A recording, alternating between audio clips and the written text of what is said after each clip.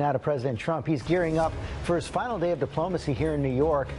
North Korea is now responding to the president's combative United Nations speech where Trump threatened to destroy North Korea.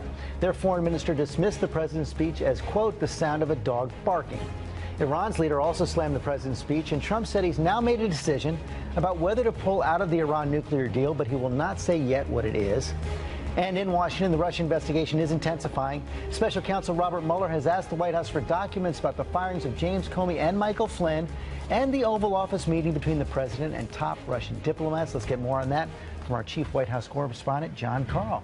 Mueller really tightening the noose, focusing directly on the White House. Well, this is the clearest indication yet that his investigation is going inside the White House and looking at the actions of President Trump himself. You remember, the president said over and over again, I am not under investigation. Now it sure looks like he is. The firing of Mueller, the firing of Comey, the firing of Flynn, also the blatantly false statement that Press Secretary Sean Spicer put out the day that Comey was fired, explaining why he was fired. All of that is what he is looking into. So the president clearly under investigation right now. Meantime, we know that his former campaign chairman, Paul Manafort, has really been in the crosshairs of Robert Mueller. And now we also know that thousands, potentially, of emails have been turned over to Mueller. Yeah, blockbuster story in the Washington Post on this that shows, among many other things, that Manafort was offering to set up a briefing on the campaign with one of Russia's richest oligarchs, somebody very close to Vladimir Putin.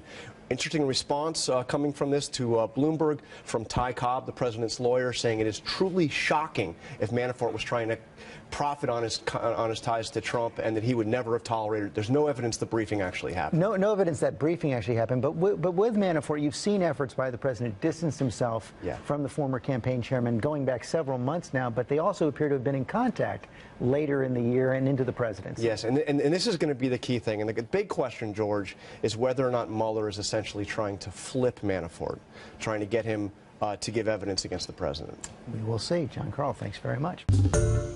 Hi, everyone. George Stephanopoulos here. Thanks for checking out the ABC News YouTube channel. If you'd like to get more videos, show highlights, and watch live event coverage, click on the right over here to subscribe to our channel. And don't forget to download the ABC News app for breaking news alerts. Thanks for watching.